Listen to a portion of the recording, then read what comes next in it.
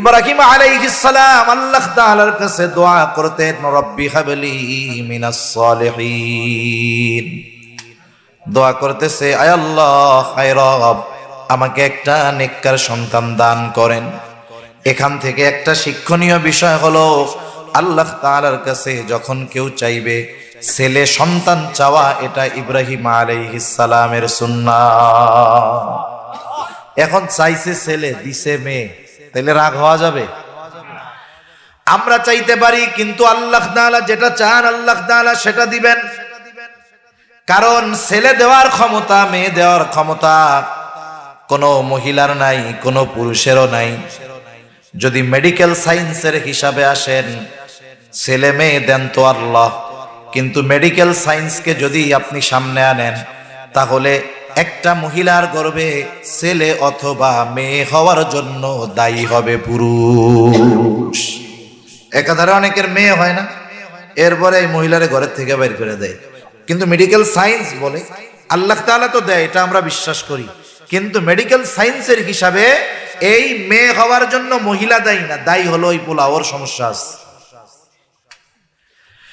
তাহলে আল্লাহ তাআলার কাছে ছেলে চাইবো, কিন্তু আল্লাহ তাআলা যদি মেয়ে দেয় বেজার হওয়া যাবে। কারণ কি হবে মায়ের গর্ভে দুনিয়ার কেউ জানে না। আল্লাহ তাআলা বলেন, ইয়াহাবু লিমান ইয়াশাউ ইনাসাও ওয়া ইয়াহাবু লিমান ইয়াশাউ যুকুর আও ইউযাওয়িজুহুম যুকরানা ওয়া ইনাসা وَيَجْعَلُ مَن يَشَاءُ عَقِيمًا। আল্লাহ যাকে চান তাকে ছেলে দেন, যাকে চান তাকে মেয়ে দেন, যাকে চান উভয়টাই দেন, যাকে চান আল্লাহ তাআলা কোনোটাই দেন না। ইব্রাহিম আলাইহিস সালাম দোয়া করতেছে, আল্লাহ আমার একটা নেককার সন্তান দেন। ওনার প্রথম স্ত্রীর নাম হলো সারা। সারার গর্ভে আল্লাহ তাআলা সন্তান দিলেন না। সারার একজন খাদেমা ছিল হাজেরা। হাজেরাকে ইব্রাহিম আলাইহিস সালামের সাথে বিবাহ দিয়ে দেওয়া হলো। হাজেরার গর্ভে আল্লাহ তাআলা একটা সন্তান দিলেন ইব্রাহিম আলাইহিস সালামকে। বয়স তখন 90-এর কোঠায়, 86 বছর বয়স। আল্লাহ তাআলা একটা সন্তান দিলেন, সন্তানের নাম রাখলো ইসমাঈল। আল্লাহ তাআলার নির্দেশ, দুগ্ধপোষ্য শিশুকে এবং তার মাকে নিয়ে আল্লাহ তাআলার নির্দেশে ইব্রাহিম আলাইহিস সালাম রওনা হলেন। পথ চলতে থাকলেন, কোথায় গিয়ে তার শেষ গন্তব্য কোথায় তিনি নিজেও জানেন না। প্রায় ১৫০০ কিলোমিটার পথ অতিক্রম করার পর উনি পৌঁছায় গেলেন বর্তমান বাইতুল্লাহ যেই জায়গায়, ওই জায়গায়। তখন ওই জায়গায় বাইতুল্লাহর অস্তিত্ব ছিল না। নূহ আলাইহিস সালাতু ওয়াস সালামের মহাপ্লাবনের পর একেবারে ক্ষতিগ্রস্ত হয়ে গেছে, শুধু একটু উঁচু বালির মতো ডিবি ছিল। পথিমধ্যে বারবার হাজেরা জিজ্ঞাসা করে, আমাদেরকে আপনি কোথায় নিয়ে যাচ্ছেন? ইব্রাহিম আলাইহিস সালাম নিজেই জানে না উনি কি বলবে। ওইখানে যখন পৌঁছাইলেন, গন্তব্য শেষ, এইবার এক মশক পানি, কিছু খেজুর দিয়ে তিনি রওনা হয়ে যাবেন। কারণ আল্লাহর নির্দেশ, এখানে ওই দুজনকে রেখে যেতে হবে, তুমিও সাথে থাকতে পারবা না। জনমানবহীন প্রান্তর, না আছে কোনো গাছগাছালি, না আছে কোনো পানি পান করার ব্যবস্থা, না আছে কোনো লোকজন। হাজেরা জিজ্ঞাসা করে, এখানে আমাদের দুইজনকে যে আপনি রেখে যাচ্ছেন, এই সিদ্ধান্তটা কি আপনার নাকি আল্লাহ তাআলার? ইব্রাহিম আলাইহিস সালাম বললেন, এই সিদ্ধান্ত আল্লাহ তাআলার। তখন হাজেরা বলতেছে, এটাই যদি আল্লাহ তাআলার সিদ্ধান্ত হয়, তাহলে আমার আর আমার সন্তানের জন্য আল্লাহ তাআলাই যথেষ্ট। ইসলামের অন্যতম গুরুত্বপূর্ণ এক ইবাদত এবং ইসলামের 5 ভিত্তির একটি হজ। এটা কোন মাসের হিসাবে করা হয়? ইংরেজি, আরবি হিসাবে। যাকাত যে দেওয়া হয়, এটাও আরবি হিসাবে। এটাও আমি গুরুত্বপূর্ণ কয়েকটার কথা বললাম। আরো অনেক ইবাদত, নফল ইবাদত, সুন্নাত অনেক, সিয়াম, নফল রোজা, এগুলো সব চন্দ্র তারিখের হিসাবে রাখা হয়, ঠিক কিনা বলেন? সেজন্য এই হিসাবগুলো রাখা জরুরি। মসজিদগুলো আমরা কত সুন্দর বানাই, মসজিদে নামাজের সময়সূচিটা কত সুন্দর বানাই, সময়সূচির উপরে অনেক জায়গায় দেখি ইংরেজি তারিখটাও সুন্দর মতো লেখা থাকে, আর আরবি তারিখটা এত মাজলুম হইছে এটা আমরা কইতেও পারি না। এজন্য এখন থেকে প্রত্যেকটা মসজিদে একটা সিস্টেম করা দরকার, ওই নামাজের সময়সূচির সাথে একটা হিজরি ক্যালেন্ডারও যোগ করে দেওয়ার দরকার, অথবা মসজিদের বারান্দায় একটা বড় বোর্ড বানাতে হবে। বোর্ডের এক খোপের মধ্যে থাকবে সন, এক খোপের মধ্যে মাস। একবার যদি এক সন লেখে, এটাকে আর গোটা বছর মোছা লাগবে না। একটা মাসের নাম লেখার পরে এক মাসের মধ্যে আর এটাকে মোছা লাগবে না, শুধু তারিখটা পরিবর্তন করতে হবে। তারিখ পরিবর্তন করবে, মাগরিবের আজান দিবে, মুসল্লি যাবে, ইমাম সাহেব, মুয়াজ্জিন সাহেব, খাদেম সাহেব হোক অথবা মুসল্লিরা হোক, প্রতিদিন তারিখটা সন্ধ্যায় মুসা নতুন এক তারিখ লিখে দিবে। তাতে কি হবে? কমপক্ষে মুসল্লি যারা আছে, নামাজি যারা আছে, এরা আরবি তারিখটা সম্পর্কে আর বেখবর হবে না। ঠিক কিনা বলে? এগুলো আমাদের গুরুত্ব দেওয়া দরকার। আমরা মুসলমান, কিন্তু মুসলমানিত্ব আমাদের মধ্যে নেই। আমাদের যেই বিষয়গুলো ইবাদতের সাথে সম্পৃক্ত, এরকম অনেক কিছু আমাদের জানা নাই। তাই কথাগুলো কেন বলা লাগলো? আপনারা তারিখ কইতে পারেন নাই এই জন্য, নাইলে আমার এগুলো আর বলা লাগতো না।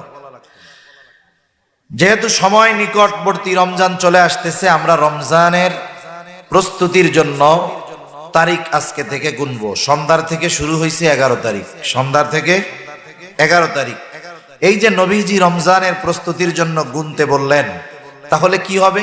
দৈনিক যদি আমরা তারিখটার হিসাব রাখি এবং রমজানকে বরণ করে নেওয়ার জন্য রমজানে ভালোভাবে ইবাদত করার প্রস্তুতি গ্রহণ করতে থাকি, তাহলে দেখবেন মনের মধ্যে একটা আগ্রহ, অন্য রকমের একটা উদ্দীপনা কাজ করবে। ঠিক কিনা বলেন?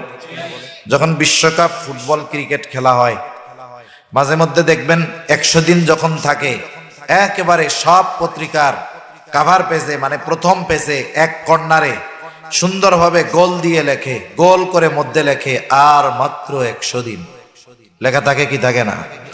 এরকম দিন যায় লেখে আর মাত্র 99 দিন, আর মাত্র 10 দিন, 8 দিন, 7 দিন, 6 দিন, 5 দিন, 4 দিন, 3 দিন।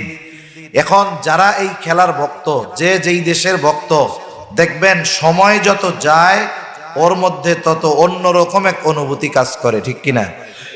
গোনার কাজের জন্য যদি ডে কাউন্টিং করার কারণে ওই কাজের ব্যাপারে আলাদা একটা আগ্রহ, উদ্দীপনা সৃষ্টি হয় অন্তরের মধ্যে, আমরা যদি রমজানকে বরণ করার জন্য, রমজানের সিয়াম রোজা যথাযথভাবে রাখার জন্য এই দিনগুলোর গণনা করি, হিসাব করি, তাহলে আশা করা যায় আমাদের মধ্যেও রোজা রাখার, তারাবি পড়ার, রোজার মাসে নফল ইবাদত করার অন্য রকমের এক আগ্রহ সৃষ্টি হবে ইনশাআল্লাহ।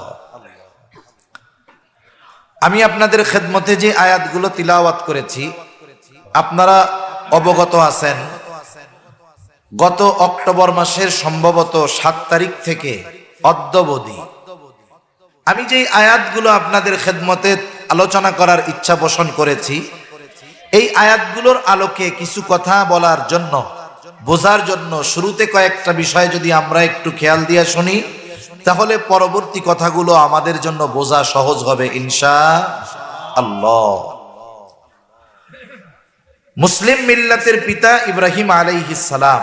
মুসলিম মিল্লাতের পিতাকে ইব্রাহিম আলাইহিস সালাম। আল্লাহ তাআলা বলেন, মিল্লাতা আবিকুম ইব্রাহিম হুয়া সাম্মাকুমুল মুসলিমিন।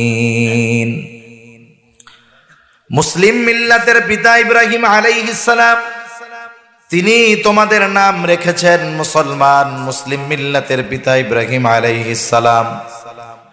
ইব্রাহিম আলাইহিস সালামের জন্মস্থান হল, আল্লাহ তাআলা প্রত্যেকটা নবীকে দিয়ে হিজরত করিয়েছেন। ইব্রাহিম আলাইহিস সালাতু ওয়াস সালাম, ইব্রাহিম আলাইহিস সালাম আল্লাহ তাআলার কাছে দোয়া করতেন, রব্বি হাবলি মিনাস সালিহিন। দোয়া করতেছে, আয় আল্লাহ, আয় রব, আমাকে একটা নেককার সন্তান দান করেন।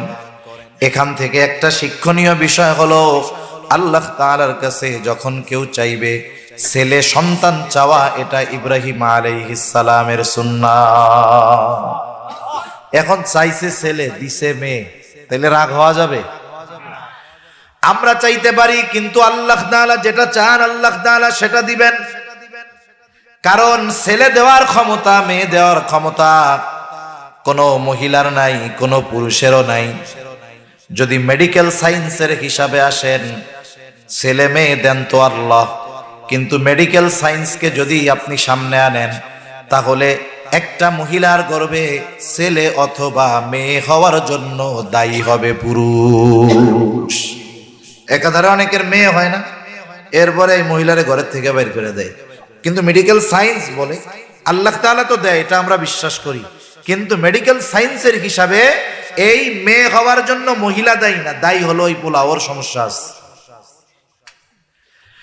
তাহলে আল্লাহ তাআলার কাছে ছেলে চাইবো, কিন্তু আল্লাহ তাআলা যদি মেয়ে দেয় বেজার হওয়া যাবে। কারণ কি হবে মায়ের গর্ভে দুনিয়ার কেউ জানে না।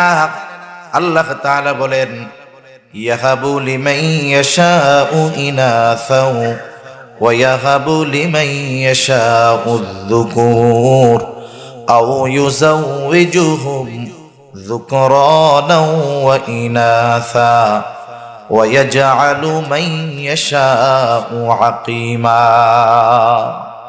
আল্লাহ যাকে চান তাকে ছেলে দেন, যাকে চান তাকে মেয়ে দেন, যাকে চান উভয়টাই দেন, যাকে চান আল্লাহ তাআলা কোনোটাই দেন না। ইব্রাহিম আলাইহিস সালাম দোয়া করতেছে, আল্লাহ আমার একটা নেককার সন্তান দেন। ওনার প্রথম স্ত্রীর নাম হলো সারা। সারার গর্ভে আল্লাহ তাআলা সন্তান দিলেন না। সারার একজন খাদেমা ছিল হাজেরা। হাজেরাকে ইব্রাহিম আলাইহিস সালামের সাথে বিবাহ দিয়ে দেওয়া হলো। হাজেরার গর্ভে আল্লাহ তাআলা একটা সন্তান দিলেন ইব্রাহিম আলাইহিস সালামকে। বয়স তখন 90-এর কোঠায়, 86 বছর বয়স। আল্লাহ তাআলা একটা সন্তান দিলেন, সন্তানের নাম রাখলো ইসমাঈল। আল্লাহ তাআলার নির্দেশ, দুগ্ধপোষ্য শিশুকে এবং তার মাকে নিয়ে আল্লাহ তাআলার নির্দেশে ইব্রাহিম আলাইহিস সালাম রওনা হলেন। পথ চলতে থাকলেন, কোথায় গিয়ে তার শেষ গন্তব্য কোথায় তিনি নিজেও জানেন না। প্রায় ১৫০০ কিলোমিটার পথ অতিক্রম করার পর উনি পৌঁছায় গেলেন বর্তমান বায়তুল্লাহ যেই জায়গায়, ওই জায়গায়। তখন ওই জায়গায় বায়তুল্লাহর অস্তিত্ব ছিল না। নূহ আলাইহিস সালাতু ওয়াস সালামের মহাপ্লাবনের পর একেবারে ক্ষতিগ্রস্ত হয়ে গেছে, শুধু একটু উঁচু বালুর মতো ডিবি ছিল। পথিমধ্যে বারবার হাজেরা জিজ্ঞাসা করে, আমাদেরকে আপনি কোথায় নিয়ে যাচ্ছেন? ইব্রাহিম আলাইহিস সালাম নিজেই জানে না উনি কি বলবে। ওইখানে যখন পৌঁছাইলেন, গন্তব্য শেষ, এইবার এক মশক পানি, কিছু খেজুর দিয়ে তিনি রওনা হয়ে যাবেন। কারণ আল্লাহর নির্দেশ, এখানে ওই দুজনকে রেখে যেতে হবে, তুমিও সাথে থাকতে পারবা না। জনমানবহীন প্রান্তর, না আছে কোনো গাছগাছালি, না আছে কোনো পানি পান করার ব্যবস্থা, না আছে কোনো লোকজন। হাজেরা জিজ্ঞাসা করে, এখানে আমাদের দুইজনকে যে আপনি রেখে যাচ্ছেন, এই সিদ্ধান্তটা কি আপনার নাকি আল্লাহ তাআলার? ইব্রাহিম আলাইহিস সালাম বললেন, এই সিদ্ধান্ত আল্লাহ তাআলার। তখন হাজেরা বলতেছে, এটাই যদি আল্লাহ তাআলার সিদ্ধান্ত হয়, তাহলে আমার আর আমার সন্তানের জন্য আল্লাহ তাআলাই যথেষ্ট। তাহলে আমাদের আর কোনো চিন্তার কারণ নাই। যতই চিন্তার কারণ না থাক, বাবা সন্তানকে রেখে যাচ্ছে, ৮৬ বছর বয়সে সন্তান হইছে, আল্লাহর হুকুমে রেখে যাওয়া লাগতেছে। উনি তো মানুষ, হৃদয়ের মধ্যে একটু হইলেও খারাপ লাগতেছে কি লাগে না? ইব্রাহিম আলাইহিস সালাতু ওয়াস সালাম এই জনমানবহীন প্রান্তরে মরুভূমির মধ্যে রেখে গেলেন। তিনি যান আর বারবার পেছনের দিকে তাকায় দেখেন, একটা সময় স্ত্রী সন্তান চোখের আড়ালে চলে গেল। এইবার তিনি ওই দিকে ঘুরে দোয়া করছেন, বরকতের দোয়া। আল্লাহ, এই জনমানবহীন প্রান্তর আপনি এটাকে সবকিছু দিয়ে ভরপুর করে দেন। ইব্রাহিম আলাইহিস সালামের দোয়া আল্লাহ তাআলা এমন ভাবে কবুল করেছে, হাজার হাজার হাজার বছর পার হয়ে গেছে। পৃথিবীর অন্যতম এক শহর মক্কা, যেই জায়গায় কোনো কিছু উৎপাদন হয় না, চাষাবাদ হয় না, উৎপন্ন হয় না, কোনো ফ্যাক্টরিও নাই, কিচ্ছু নাই, কিন্তু পৃথিবীর যেই জিনিস কোথাও পাওয়া যায় না, সেটাই মক্কায় পাওয়া যায়। কোনো কিছুর অভাব এখানে আল্লাহ তাআলা দেন নাই, ইব্রাহিম আলাইহিস সালামের দোয়ার বরকত। এবার দুইজনকে রেখে চলে গেল। এক সময় খাবারও শেষ, পানিও শেষ। খাবার পানি শেষ। মা যদি খাবার না পায়, মা যদি পানি পান না করে, তাহলে সন্তানও খাবার পায় না, দুধ পায় না। খাবার শেষ হয়ে গেছে, পানি শেষ হয়ে গেছে। শিশু সন্তান দুধের জন্য কান্না করে, মা কিন্তু দুধ নাই বুকে, কি করবে? পানি পান করার দরকার। এইবার উনি মক্কার সাথেই তখন সাফা আর মারওয়া পাহাড়। এইবার উপরের দিকে তাকায় দেখে ওই পাহাড়ের উপরে পানির মতো লাগে। ওই পাহাড়ে যায় দেখে ওই সামনের পাহাড়ে পানির মতো লাগে। সাফা থেকে দৌড় দিছে মারওয়ায়। এভাবে 7 বার এক পাহাড় থেকে আর এক পাহাড়ে তিনি গেছেন। যারা বাইতুল্লাহ গেছেন জানেন, বিশেষ করে ছেলেরা, যারা পুরুষ, সাফা মারওয়া এখন সাই করা কত সহজ। এসি লাগায়া দিছে, কত আরাম। এরপরেও কষ্ট হয়, ঠিক না? কত আরাম। এই সাই যখন শুরু করা হয়, সবুজ চিহ্নিত একটা জায়গা আছে, ওই জায়গায় পুরুষের জন্য দৌড়ায় দৌড়ায় যাইতে হয়। কারণ কি? কারণ হলো হাজেরা যখন পাহাড়ের উপরে থাকতেন, ওখান থেকে উকি দিয়ে শিশু ইসমাইলকে দেখতে পাইতেন, কিন্তু যখন নিচে নামতেন দেখতে পাইতেন না। টেনশন হইতো, না জানি সন্তানের কোনো বিপদ না হয়ে যায়। এই জন্য নিচু জায়গাটা তিনি দৌড়িয়ে দ্রুততার সাথে অতিক্রম করতে। এখন কথা হইলো, তাইলে বেটারা দৌড়ায়, মহিলারা তো আর ওই জায়গায় দৌড়ায় না। মহিলাদের জন্য কিন্তু দ্রুত যাওয়ার হুকুম না। কেন? বলে দুনিয়ার শেষ পর্যন্ত যত মহিলা আসবে তাদের পক্ষ থেকে হাজেরার এই দৌড়ই যথেষ্ট হয়ে গেছে। সুবহান। আর আমাদের জন্য দৌড়াইতে হবে। ইতিমধ্যে জিবরাইল আলাইহিস সালাম চলে আসলেন। ইসমাইল আলাইহিস সালামের পায়ের আঘাতে জমজম কূপের সৃষ্টি আল্লাহ তাআলা করে দিলেন। দৌড়ায় চলে আসছে সন্তানের কাছে। এটা দেখা পানি তল থেকে উতলায় উঠতেছে। তিনি চতুর্দিকে বাঁধ দিয়ে ঘিরে দিলেন। নবীজি বলেন, হাজেরা যদি শুধু বাঁধ দিয়ে এই পানিকে ঠেকায়া না দিত, তাহলে এই পানির দ্বারা গোটা এলাকা প্লাবিত হয়ে যাইত। জমজম এই পানির বৈশিষ্ট্য পৃথিবীর অন্যান্য পানির মতো না। আমরা অনেক সময় আগে মুরব্বী যারা ছিলেন, বুজুর্গ যারা ছিলেন, ওনাদের ঘটনা আমরা শুনতাম যে ওনারা মক্কায় গেছেন, মাসের পর মাস শুধু জমজম পান করে কাটায় দিছে, শুধু পানি পান করে কাটায় দিছে। কারণ কি? বিজ্ঞান বলতেছে, রিসার্চের পরে, গবেষণার পরে, জমজমের যতগুলো বৈশিষ্ট্য আছে, এই পানির বৈশিষ্ট্যগুলোর মধ্যে অন্যতম এক বৈশিষ্ট্য, আমরা পানি পান করি যা, এই পানির দ্বারা শুধু তৃষ্ণা নিবারণ হয়। আর জমজমের পানি হলো এমন এক পানি, এটা শুধু তৃষ্ণা দূর করে না, এর দ্বারা ক্ষুধাও নিবারণ হয়। সুবহান। এমন এক পানি খাইলে খিদা দূর হয়ে যায়। এই জায়গার আশপাশ দিয়ে লোকজনের কোনো চলাচল নাই। এইবার যখন ওই জায়গার পানির অস্তিত্ব আসছে, পানিকে ঘিরে উপরের দিকে চারদিকে পাখিরা উড়াউড়ি করে, কারণ ওখান থেকে পানি পান করে। এক কাফেলা পাশে এক জায়গায় তাঁবু গাড়ছে। তারা অনেকবার ওই এলাকা দিয়ে চলাচল করেছে, কিন্তু আকাশে কোনো পাখি দেখতে পারে নাই। কাফেলার সর্দার বলতেছে, আমরা তো অনেক গেছি এই জায়গা দিয়া, পানির তো কোনো অস্তিত্ব দেখি নাই, কিন্তু আকাশে পাখি দেখা যায় কেন? হয়তো নিচে পানির অস্তিত্ব আছে, যাও একটু দেখে আসো। কয়েকজন গিয়া দেখে সত্যই একটা পানির কুয়া, পানির ফোয়ারা, আর পাশে একজন মহিলা তার ছোট্ট একটা বাচ্চাকে নিয়ে বসে আছে। এইবার এই খবর গিয়া তারা তাদের কাফেলার সর্দারের কাছে দিয়েছে।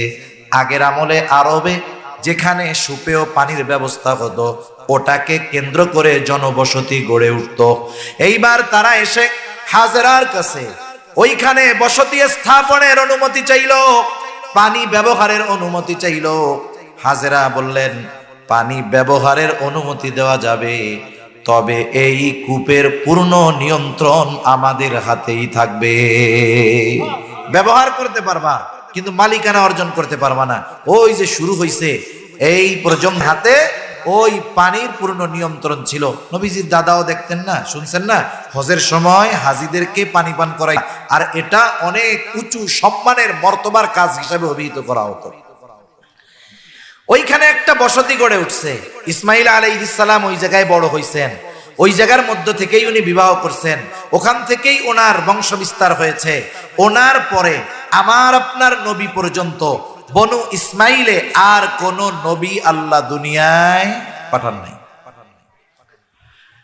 ইব্রাহিম আলাইহিস সালাতু ওয়াস সালাম বসবাস করে আল্লাহ রাব্বুল আলামিন ওনাকে আরেকটা সন্তানের সুসংবাদ দিলেন। কার গর্ভে? বলে সারার গর্ভে। অথচ সারা ছিল বন্দা। বন্দা হোক আর যা হোক, আল্লাহ তাআলা যদি চায় সন্তান দেওয়া আল্লাহর জন্য এটা কঠিন কোনো কিছু নয়। আল্লাহ তাআলা আরেকটা সন্তান দিলেন। ফাবাশশারনাহু লিগুলামিন হালিম, সহনশীল একজন সন্তানের সুসংবাদ দিলেন। এই সন্তানের নাম হলো ইসহাক আলাইহিস সালাম। ওনার বংশ বিস্তার শুরু হলো।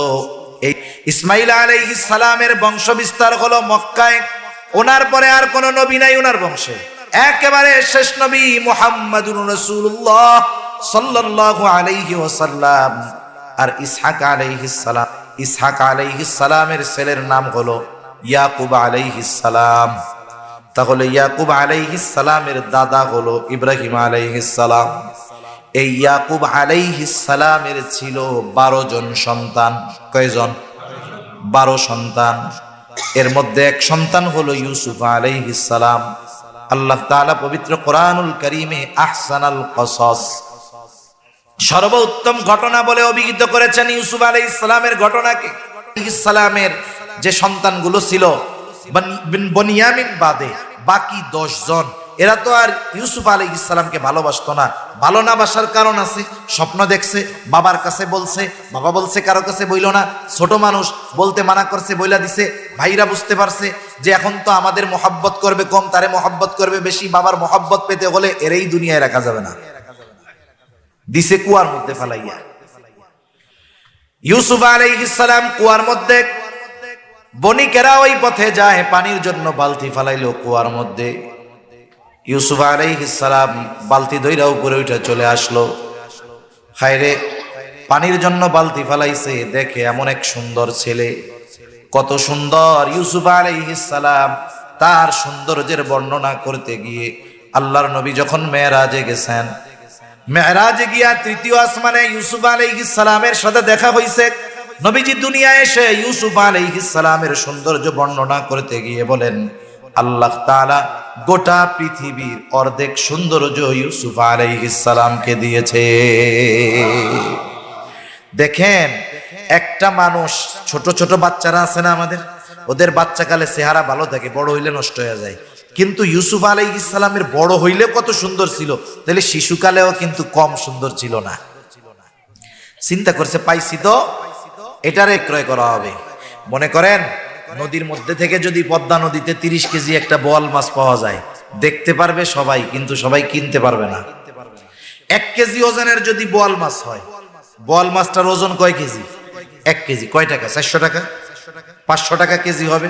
কিন্তু বলেন তো, বোয়াল মাছের ওজন যদি 50 কেজি হয়, ওই মাছের কেজি পড়বে 2000 টাকা, ঠিক না? ইউসুফ আলাইহিস সালাতু ওয়াস সালাম নিয়ে গেছে বিক্রয় করার জন্য। ওই রকম বোয়াল মাছ উঠলে সবাই দেখতে পারে, কিন্তু সবাই কিনতে পারে না। ইউসুফ আলাইহিস সালাম রে বিক্রয় করার জন্য উঠাইছে। এত সুন্দর, এটা কি আবার মানুষ হইতে পারে নাকি? এত সুন্দর। এটাকে কিনছে কে? কিনা নিয়ে গেল মন্ত্রী, খাদ্যমন্ত্রীর গোলাম চড়া দামে কিনা নিয়ে গেছে। এরপরে লম্বা ইতিহাস। ইউসুফ আলাইহিস সালামের জুলাইখা অপবাদ দেওয়ার অপচেষ্টা করেছে। এক সময় ষড়যন্ত্র করে ইউসুফ আলাইহিস সালাতু ওয়াস সালামকে জেলের মধ্যে ভরে দেওয়া হয়েছে। একটা বিষয় এখানে না বললেই নয়, গোটা দুনিয়ার নিজাম একরকম। জেলের মধ্যে 2 ধরনের মানুষ যায়। কয় ধরনের? জোরে বলেন, কয় ধরনের? এক ধরনের হলো ওই জামানার সবচাইতে খারাপ মানুষগুলোকে জেলে নেওয়া হয়, শাস্তি দেওয়া হয়। এটা যদি শাসক ইনসাফগার হয়, শাসক যদি ইনসাফওয়ালা হয়, ন্যায় বিচারক হয়, তাইলে জামানার খারাপ লোকগুলো জেলে থাকে। আর যদি শাসক জালেম হয়, জামানার শ্রেষ্ঠ সন্তানগুলারে জেলের মধ্যে পড়ে।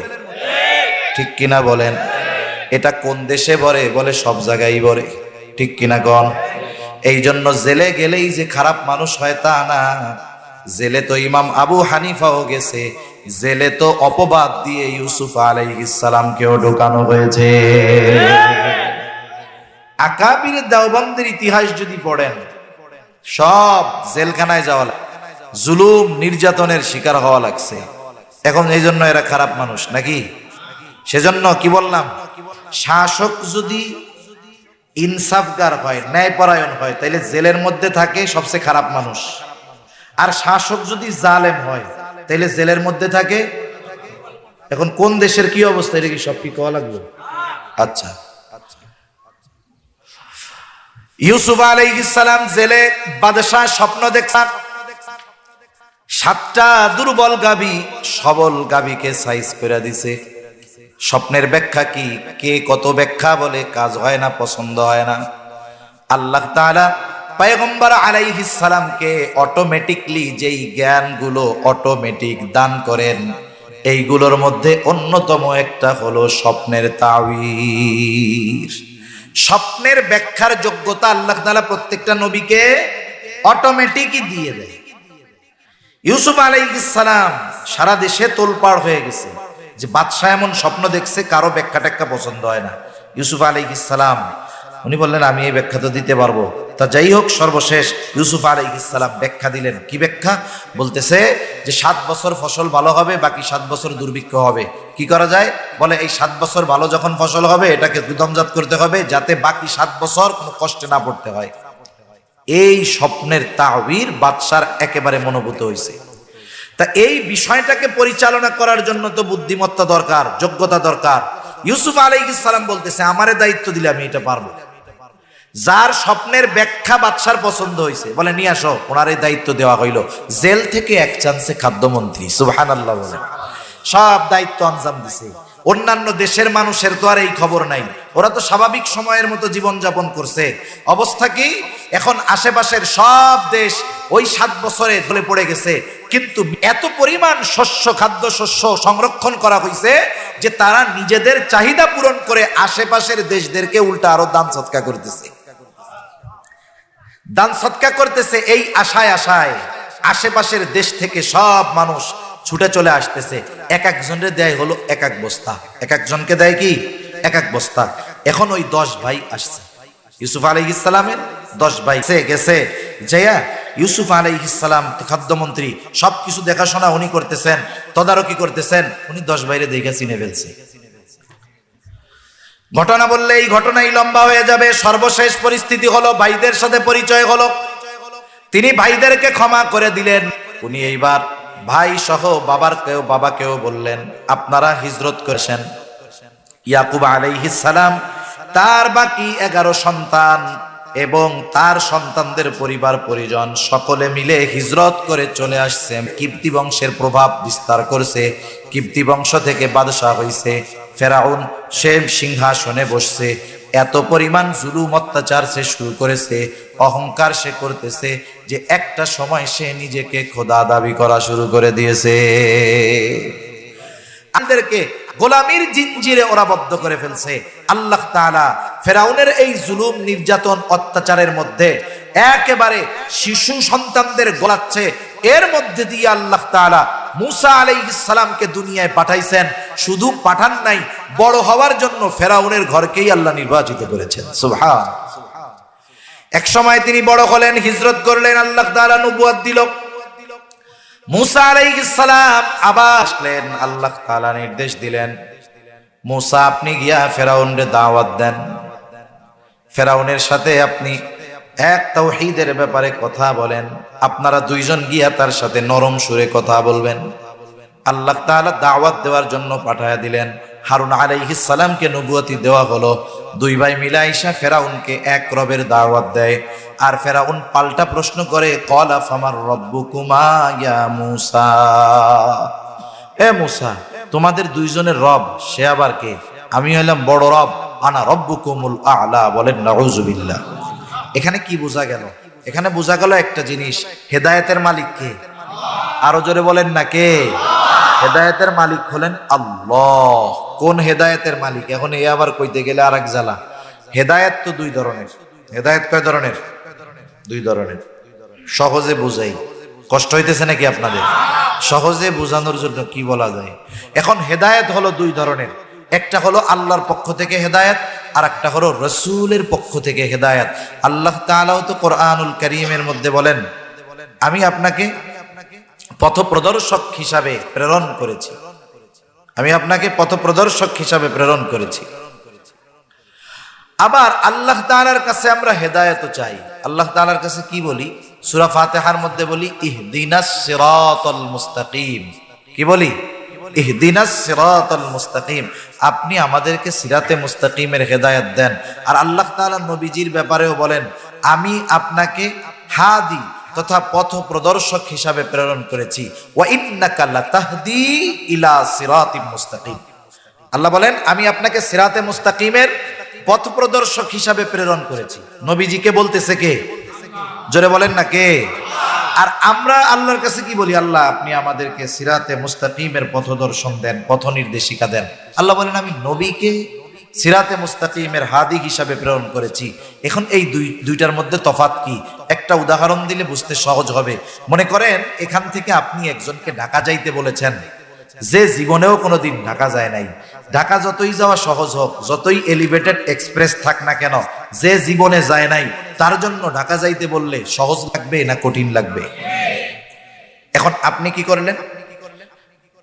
আপনি রাস্তায় গেলেন, যাইয়া একজনকে ধরছেন যে ভাই আমি তো একটু ঢাকা যাব, কেমনে কেমনে যাবো একটু কর না। উনি বলতেছে এই জায়গা থেকে একটা ইজি বাইকে উঠেন, এখান থেকে ওই হাসাড়া যাবেন, ওই জায়গার থেকে গিয়ে গাড়িতে উঠবেন, এরপরে ঢাকা যাবেন, গুলিস্তান যে জায়গায় আপনারা নামাই দিবে ওই জায়গায় আপনার যাওয়া লাগবে। ইনি কি করলেন? পথ চিনিয়ে দিলেন। কি করলেন? ইনিও হাদি। উনি কি বলেন? হাদি। এখন আপনি দাঁড়ায় আছেন, একজন আসছে মোটর সাইকেল নিয়ে, আইসা বলে আমার একটু ঢাকা যাইতে হবে, কেমনে একটু কয়ে দেন। বা কই যাবেন? গুলিস্তান। আচ্ছা আমার পিছনে উঠেন। এবার মোটর সাইকেলে উঠাইলো, কিছু বলে না, কোনো কথাবার্তা নাই। এক টানে আধা ঘন্টা পরে আপনারা নামাই দিয়া বলে এটাই হলো সেই গুলিস্তান। ইনিও পথ প্রদর্শক, কিন্তু আগের পথ প্রদর্শক আর পরের পথ প্রদর্শক দুজনের মধ্যে তফাৎ আছে না নাই? একজন হলো পথ শুধু চিনিয়ে দেয়, আর একজন হলো শুধু চিনিয়ে দেয় না, নিজ দায়িত্বে ওই পথের শেষ গন্তব্যে পৌঁছায়া দেয়। আমরা আল্লাহর কাছে বলি, আল্লাহ আপনি আমাদেরকে এই পথে পরিচালিত করেন এবং এই পথের শেষ পর্যন্ত আপনি আমাদেরকে নিজ জিম্মায় পৌঁছায়া দেন।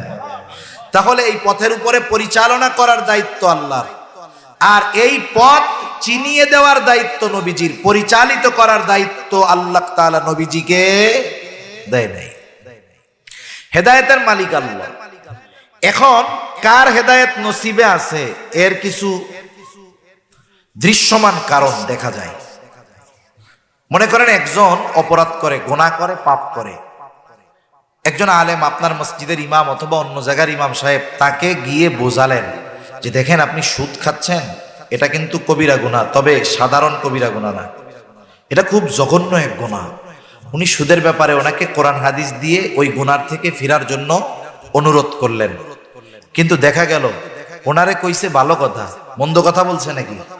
জাহান্নাম থেকে বাঁচবে না, গুনার থেকে বাঁচবে, কিন্তু ওনার অ্যাকশন পুরো উল্টা। এখন কে হুজুর আমার সুদ আমি খাবো, আপনার কি আসে যায়, সরেন, হ্যান ত্যান, বেশি কথা কইবেন না।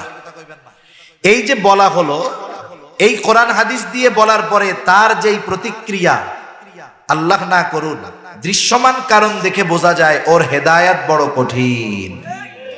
আবার অনেক মানুষ আছে পাপ করে ঠিক, কিন্তু যখন তাকে কোরআন হাদিস দিয়ে একটু বোঝায় বলা হয়, সে রিয়্যাক্ট করে না, সে কমপক্ষে নমনীয় হয় যে আসলে হুজুর কাজটা ভালো না, দোয়া করেন, ইনশাল্লাহ আমি ছেড়ে দিব, আমার জন্য একটু দোয়া করেন। এই যে নমনীয়তা, আশা করা যায় তার জন্য হেদায়েত পাওয়া সহজ হবে। ফেরাউনের পুরো রিয়াকশন ছিল অন্যরকম। তারে রবের দাওয়াত দেয়, সে কয় আমি বড় রব, একেবারে পুরো অ্যাকশন ভিন্ন না। তার মানে কি বোঝা যায় যে এর হেদায়েত নসিবে। যখন ফেরাউন তার জুলুমের চূড়ান্ত সীমায় পৌঁছায় গেল, আল্লাহ রাব্বুল আলামিন মূসা আলাইহিস সালামকে নির্দেশ দিলেন, পয়গম্বর আপনি চলে যান, যতগুলো উদ্দেশ্য তার মধ্যে গুরুত্বপূর্ণ দুইটা উদ্দেশ্য। একটা হলো আল্লাহ তাআলা ফেরাউনের জুলুম থেকে বনে নিষ্কৃতি দিবেন, আর 2 নাম্বার ওই সময় সবচাইতে দুনিয়ার উর্বর এবং মূল্যবান ভূমি এবং সবচাইতে আধুনিক উন্নত দামি শহর ছিল। আল্লাহ তাআলা চাইলেন বৈলীদেরকে তাদের পিতৃভূমি আবার তাদের হাতে তুলে দিবে। যেমন আমাদের দেশে কেউ পাওয়া যায়, দেখেন কত খুশি যে সে হয়, খুশি হয় না? ওই জায়গায় যায় হোটেলে থাল বাসন মাজবো মিয়া, কি করে থাল বাসন মাজা। আমার এক পরিচিত আহা দেশে খুব ভালো ছিল, বড় এক কোম্পানির ডিলারশিপ ছিল, মাসে 2-2.5 লাখ টাকা বাংলাদেশে বসে বৈধভাবে উপার্জন করত। ওরেও ভূতে ধরছে, ভূত বলতে কিছু নাই, মানে মজায় ধরছে। অনেক সময় হয় না, এলাকায় আছে ব্যবসায়ী প্রভাবশালী ভিন্ন রকম, সে নির্বাচন করে না, চেয়ারম্যানই নির্বাচন করে না, কিন্তু চেয়ারম্যান বানায়, আছে না এরকম? যে রকম নেতারাও তাকে আইসা খুব সম্মান করে। লোকটা এই ধরনের, গ্যাসে পাওয়া যায় না। এই যে যারা শুনতেছি হায় হায় এত টাকা পয়সা করে খরচ করে যায়, পারমিট পাওয়ার আগ পর্যন্ত প্রতি মাসে 2-2.5 লাখ টাকা করে তার এমনিই খরচ হয়। স্বাভাবিকভাবে চললে 2 লাখ টাকা খরচ হয়, আর যদি একটু বিলাসী চলতে যায় তো অবস্থা খারাপ। সেজন্য বিদেশে গেলেই যে ভালো থাকে তা না, আমেরিকার ভিসা পেয়ে গেলে জান্নাতের ভিসা পাওয়ার মতো খুশি হয়ে যায় এইসব লোকজন। এখন উনি তো গেছে, ভিসা পাইছে যাওয়ার, কাজকর্ম তো মন চাইলেই বাংলাদেশের মতো করা যায় না। এখন বৈশা আছে, একজন ওনারে বলতেছে চল এক বাড়িতে কাঠ মিস্ত্রির কাম হয়েছে, ঘর বানাইতে হবে কাঠ দিয়া। কাঠ দিয়ে কি বানাবে? ঘর বানাবে। এখন বৈশা থাকলে তো আর খাওয়ান আসবে না, দেশে তো খুব মজাই ছিল। এখন গেছে, যাওয়ার পরে যেই বাড়িতে কাঠ মিস্ত্রির কাম করতে গেছে, দেখে যে ওর এলাকার লোক তার বাড়িতে ও গেছে কাঠ মিস্ত্রির কাজ করতে, আগে ও দেখলে ওরে 10টা সালাম দিত, এইবার বাড়ির কাঠ মিস্ত্রির কাম করা লাগতেছে, লজ্জায় চেহারার উপরে উঠে না। সেজন্য বর্তমান দুনিয়ার মানুষ মনে করে আর কি লাগে। তা যেমন আমরা তৃতীয় বিশ্বের একটা দেশ মনে করি সর্বাধুনিক, ওই সময় ছিল পৃথিবীর সবচেয়ে উন্নত শহর এবং সবচাইতে উর্বর জমিন, যেখানে ফসল খুব ভালো উৎপাদন হইত। কিয়ামতের আগেও আবার মানুষ মুখী হবে, শামমুখী হবে। শাম বলতে যে গোটা আরবকে তো ভেঙে টুকরো টুকরো করা হয়ে গেছে, একবারে শেষ জামানায় মানুষ আবার ওই দিকে যাবে, কারণ ওই জমিনকে আল্লাহ তাআলা বরকতময় জমিন হিসাবে অভিহিত করেছেন। আল্লাহ তাআলা চাইলেন ওই জমির কর্তৃত্ব মালিকানা আল্লাহ তাআলা আবার তুলে দিবেন। তাহলে যত উদ্দেশ্য, এর মধ্যে বড় উদ্দেশ্য 2টা, একটা ফেরাউনের জুলুম থেকে বাঁচানো, 2 নাম্বার ওদেরকে ফিরাইয়া দেওয়া। আল্লাহ তাআলা নির্দেশ দিলেন, আল্লাহর নির্দেশে রাতের বেলায় নিয়ে রওনা হয়ে গেছে। চলতে চলতে পৌঁছায় গেলেন সবাইকে নিয়ে লোহিত সাগরের পাড়ে। রাতের আধার পার হওয়ার জন্য কোনো ব্যবস্থা নাই, নৌকা নাই, সবাই অপেক্ষা করতেছে দিনের আলো ফুটে উঠবে, সমুদ্র পাড়ি দিয়ে অপর প্রান্তে যাব, আর ফেরাউনের জুলুম অত্যাচার থেকে বেঁচে যাব। সবার মনের মধ্যে নতুন এক আশা। ইতিমধ্যে রাতের বেলায় ফেরাউনের কাছে খবর চলে গেছে ফেরাউন মূসা কিন্তু ছেড়ে চলে যায়। তাফসীরের মধ্যে আসছে 6 লক্ষ সশস্ত্র সৈন্য নিয়ে ফেরাউন মূসা আলাইহিস সালাম তথা পিছনে দাওয়া করছে। ইতিমধ্যে রাতের আধার কেটে গেছে, দিনের আলো ফুটে উঠছে, একদল আরেক দলকে দেখতে পাচ্ছে। ফেরাউন দেখতেছে ওই যে মূসা আলাইহিস সালাম তার উম্মতদেরকে নিয়ে সাগরের পাড়ে অপেক্ষমান, আর দেখতেছে ওই যে ফেরাউন আমাদেরকে ঘিরা ধরছে। এমত অবস্থায় নতুন স্বপ্ন কি বুনবে, জীবন নিয়ে বাঁচারিত টেনশন। ওই সময়ের অবস্থার কথা আল্লাহ তাআলা কোরআনুল কারীমের মধ্যে বর্ণনা করে বলেন, ফালাম্মা তারা আল জামআনি ক্বালা আসহাবু মূসা ইন্না লামুদরাকুন। আল্লাহ তাআলা বলেন, যখন একদল অপর দলকে দেখতে পাইল, ক্বালা আসহাবু মূসা ইন্না লামুদরাকুন, মূসা আলাইহিস সালামের সাথীরা বলতেছে, মূসা আমরা ধরা পড়ে গিয়েছি। যদিও এখনো ধরা পড়ে নাই, তবে ধরা পড়ে গিয়েছি বলার কারণ কি? অনেক সময় হঠাৎ করে একটা যুবক দৌড় দিয়ে এলাকার মুরব্বীর কাছে এসে বলে, চাচা আমি মইরাই গেছি। এখন বলেন তো, প্রথমে এসে বলে চাচা আমি শেষ মইরা গেছি, আমার প্রশ্ন হইল ও যদি মইরাই যাইতো কথা কয় কেমনে? বলে না এরকম, চাচা আমি শেষ মইরাই গেছি আমি। তুমি মইরা গেলে কথা কও কেমনে? বিষয়টা হলো সে আসছে তো একটা বিপদে পড়ে, আর আসন্ন বিপদের ভয়াবহতা অনুধাবন করে সে বুঝতে পারছে এই বিপদ যদি আমাদের উপরে আসে বেঁচে থাকার আর কোনো উপায় নাই।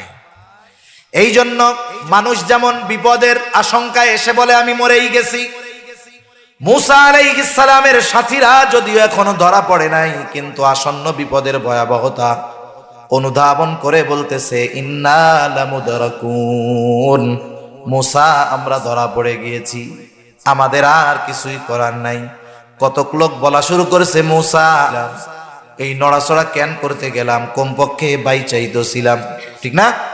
কমপক্ষে বেঁচে তো ছিলাম, এখন তো সব শেষ হয়ে যাবে, হয়তো ফেরাউনের অস্ত্রের আঘাতে আমাদের মরতে হবে, না হয় সমুদ্রের মধ্যে পড়ে আমাদের মরতে হবে। মূসা আলাইহিস সালামের নেতা, প্রত্যেকটা নবী তার উম্মতের নেতা, সেই হিসাবে দুনিয়ার নেতাদের নেতৃত্বের কথা বাদ দেন, আমার আপনার নেতা হলো মুহাম্মাদুর রাসূলুল্লাহ।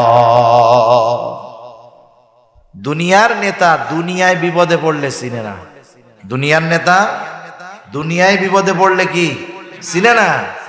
আর আমার আপনার নেতা, আমরা যদি মুহাম্মদ সাল্লাল্লাহু আলাইহি ওয়াসাল্লামের নেতৃত্বের মধ্যে আসতে পারি, একটা মানুষের সবচাইতে বড় মুসিবত কিয়ামতের দিন, ওই মুসিবতের দিন আমার আপনার নেতা আমাকে আপনাকে ভুলবে না। সুবহানাল্লাহ বলেন। মূসা আলাইহিস সালামের নেতা, আর আল্লাহ তাআলা প্রত্যেকটা নবীকে নেতৃত্বের গুণাবলী দিয়ে আল্লাহ তাআলা এরপরে দুনিয়ায় পাঠান, না থাকলে দুনিয়া এটা দিয়া দেন। মূসা আলাইহিস সালাম দাঁড়িয়ে গেলেন, ওনার সাথীরা বলতেছে ইন্না লামুদরাকুন, ধরা পড়ে গিয়েছি। মূসা আলাইহিস সালাম দাঁড়ায়া প্রথমেই তিনি বললেন কাল্লা, কখনোই ধরা পড়বো না। সুবহানাল্লাহ। শত্রু এত কাছে, এরপরে বলে কখনোই ধরা পড়বো না, এখনো পড়বো না, পরেও পড়বো না, কোনোদিন আমরা ধরা পড়বো না। এরা প্রশ্ন করতে পারে তো মূসা আপনি কি বলেন, শত্রু এত কাছে, পার হওয়ার কিছু নাই, ওদের সাথে লড়াই করব, আমাদের অস্ত্র নাই, আবার কেমনে কোন ধরা পড়বো না? মূসা আলাইহিস সালাম কেমন যেন বলে শোনো, ওদের যত লোকবল থাক, যত অস্ত্র থাক, ওদের কাছে হয়তো অস্ত্র আছে আমাদের কাছে নাই, তাতে কি, কিন্তু আমাদের কাছে আমাদের সাথে কি আছে? বলে ইন্না মাইয়া রব্বি, ধরা পড়বো না, কারণ হলো আমার সাথে রব আছে। ধরা পড়বো না কেন? কে আছে সাথে? আল্লাহ আছে। রাসূলুল্লাহ সাল্লাল্লাহু আলাইহি ওয়াসাল্লাম যখন হিজরত শুরু করেছে, মক্কা থেকে মদিনা হলো উত্তর দিকে, নবীজি হিজরত সফর শুরু করেছেন দক্ষিণ দিকে, প্রায় 4-4.5 কিলোমিটার দূর চলে গেছে। সাওর পর্বতের এক গর্তের মধ্যে আত্মগোপন করা থাকছে, এতটা চতুর, খুঁজতে খুঁজতে ঠিকই দক্ষিণ দিকে গর্তের গোড়ায় গিয়ে হাজির। খুঁজতেছে নবীজিকে। আবু বকর সিদ্দিক রাদিয়াল্লাহু তাআলা আনহু বলেন, আমি প্রত্যেকের গলার আওয়াজ শুনতেছি এবং সবাইকে আমি চিনতেছি, কে কি বলতেছে সব বুঝতেছি, তারা আমাদেরকে খুঁজতেছে। এই মুহূর্তে আবু বকর সিদ্দিক রাদিয়াল্লাহু তাআলা আনহু প্রচন্ড চিন্তিত, ভীত, চেহারার মধ্যে ভয়ের ছাপ, চিন্তার ছাপ, নিজের জীবনের জন্য চিন্তিত নয়। আরে আবু বকর তো আশিকে রাসূল, জিলাপি খাওয়া আশিকে রাসূল না, আবু বকর এমন আশিকে রাসূল। আবু বকরকে যদি 100 জীবন দেওয়া হতো, আর যদি বলা হতো এই 100 জীবন 100 বার নবীর জন্য কোরবান করবা, আবু বকর নিজের ওই 100 জীবন হাসি মুখে নবীর জন্য 100 বার কোরবান করে দিত। তাহলে আবু বকর নিজের জন্য চিন্তিত, ভীত নয়, চিন্তিত তো নবীজির জন্য। নবীজিও চেহারা দেখে বুঝতে পারছে আবু বকর ভীত, আবু বকর ভয় পেয়ে গেছে, আবু বকর চিন্তিত।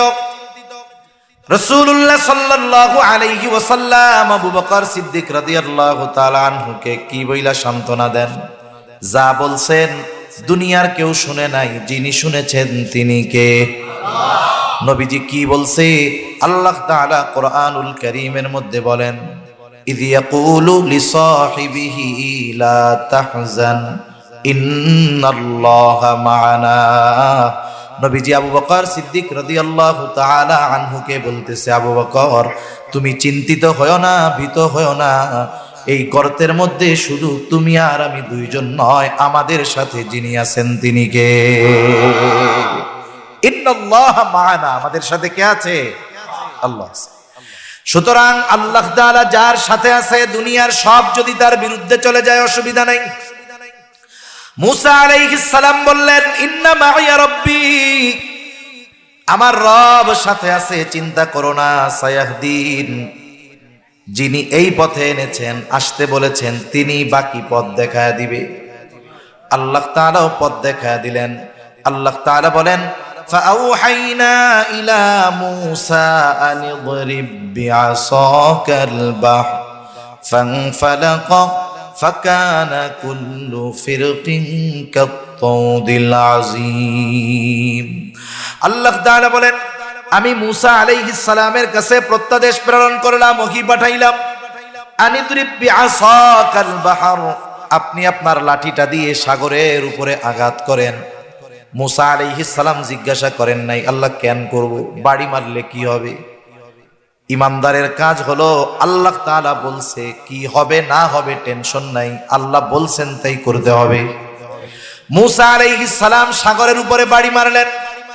আল্লাহ তাআলা বলেন, ফানফালাকা, আঘাত করার সাথে সাথে সাগর ফেটে দুই ভাগে বিভক্ত হয়ে গেল। সুবহানাল্লাহ। প্রথমে ফাটছে, এরপরে কি হইল? আল্লাহ বলেন, ফাকানা কুল্লু ফিরকিন কাত-তাউদিল আযীম, এইবার দুই দিক থেকে দুই অংশ সরে পাহাড় সাদৃশ্য উঁচু দেয়ালের মতো হয়ে গেছে, মাঝখান দিয়ে রাস্তা হয়ে গেছে।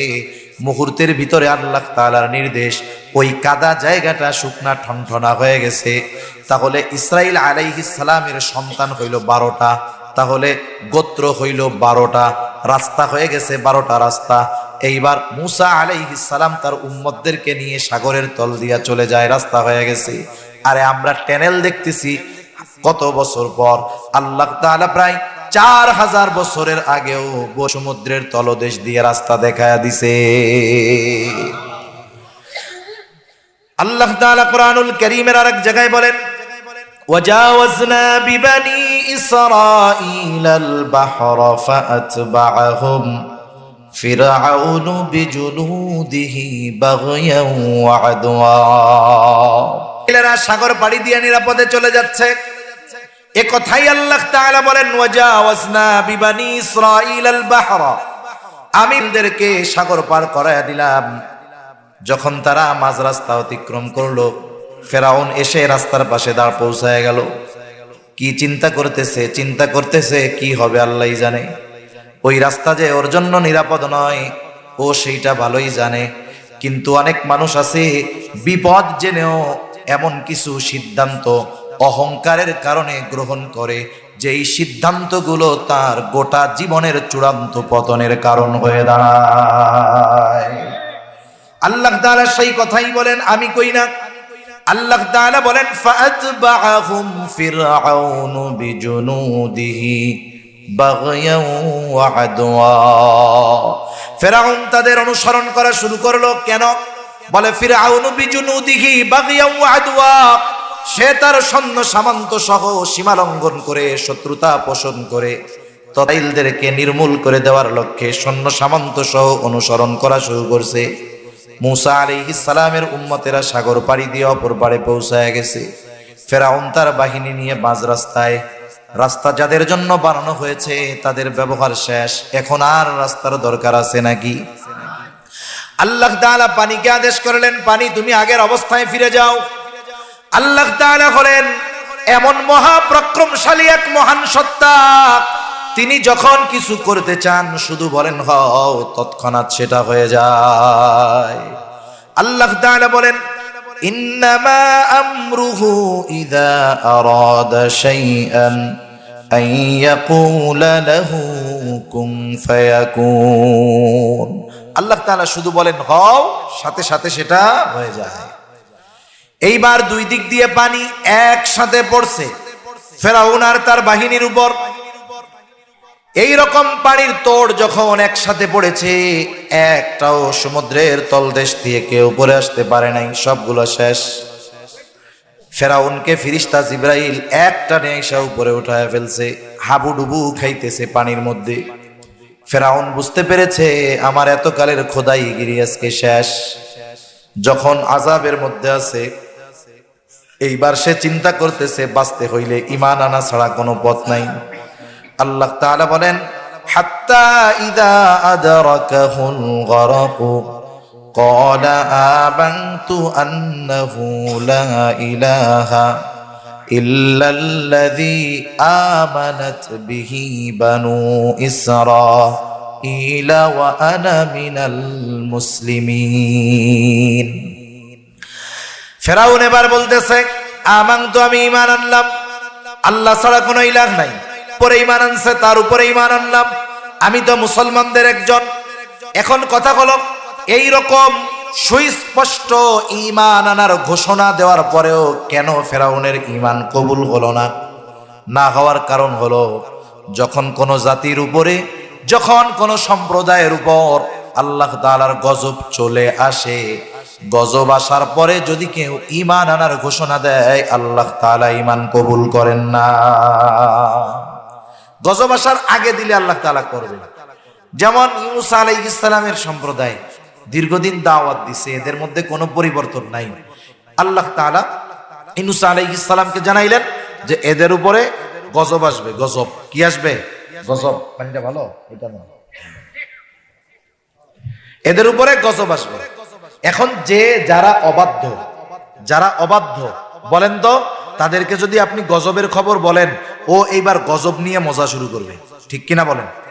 আরে কি কয়, গত বছর না তার আগের বছর একজন লোক, বাংলাদেশের একজন ভালো নাম করা সাংবাদিক, নাম বলাও তো সমস্যা, নাম বললে অনেক সময় এগুলা উল্টাপাল্টা করে ঝামেলা হয়। এখন সেই একটা ঘূর্ণিঝড়ের কথা বলছে, কক্সবাজার থেকে সব টুরিস্টদেরকে সরায় দেওয়া হচ্ছে। এখন দেখা গেল কি, ওই ঘূর্ণিঝড় দেখার জন্য দলে দলে কক্সবাজারের দিকে দৌড়াইতেছে মানুষ। ঘটছে না 1-2 বছর আগে এরকম? দেখেন, যখন আযাবের খবর আসতেছে, বিপদের খবর আসতেছে, এটাকে তারা আরো এনজয় করতেছে। মনে রাখবেন, এটা অবাধ্যতার লক্ষণ। আকাশে মেঘ দেখলে নবীজির চেহারার মধ্যে চিন্তার ছাপ চলে আসতো, আর এখন চিন্তা তো বহুদূর, এটাকে আরো ফিল করার জন্য ছাদের উপরে যায়। এগুলোকে মজা মনে করার কোনো সুযোগ নাই। আল্লাহ তাআলা যুগে যুগে যখন মানুষদেরকে আযাব দিয়েছেন, গজব দিয়েছেন, এই গজবের পূর্বাভাস যেগুলো ছিল, এর মধ্যে অন্যতম হলো আকাশ মেঘাচ্ছন্ন হয়ে যেত, কালো অন্ধকার, নিমেষ কালো অন্ধকার হয়ে যেত। তা ওদেরকে যখন গজবের খবর বলছে,